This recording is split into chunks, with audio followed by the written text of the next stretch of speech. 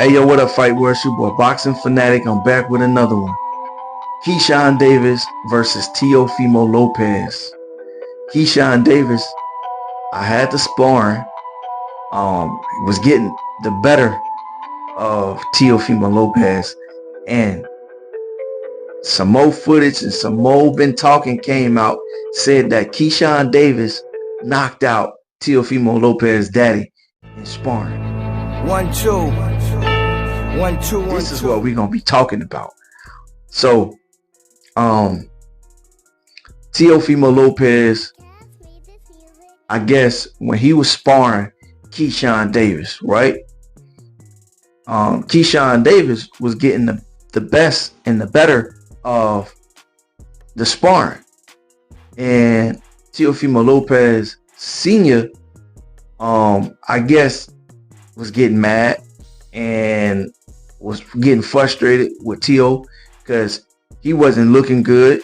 And in the midst of that, I guess when the round was over, Keyshawn Davis was still going on, and Teofimo Lopez Sr. jumped in the ring and said, "See, now this is why we don't F with y'all, ninjas." And Keyshawn Davis, and I guess they just, whooped up on Teofimo Lopez daddy, and Teo just sat there and ain't do nothing. Me personally, if it was me, bro, I don't care how many people are in the gym, we getting jumped, we come together, me and my daddy, we gonna ride together, we gonna die together, bro. Man, listen, it ain't gonna be that kind of party. You feel me? But I just felt like, Teo should have did something about it, and not just sit there and not do nothing and let his daddy get, knocked out, beat up on, this, that, and the third. But see, you gotta calm down sometimes. You can't be saying certain things. And then I seen when who that was? Timothy Bradley and Andre Ward. Teofimo Lopez had a fight. I forgot what fight that was. He ended up calling the man a ninja on air.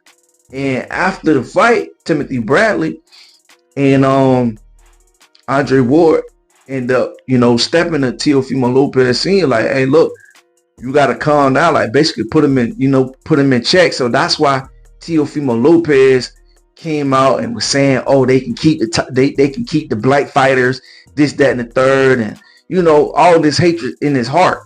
And I did some more research and seen that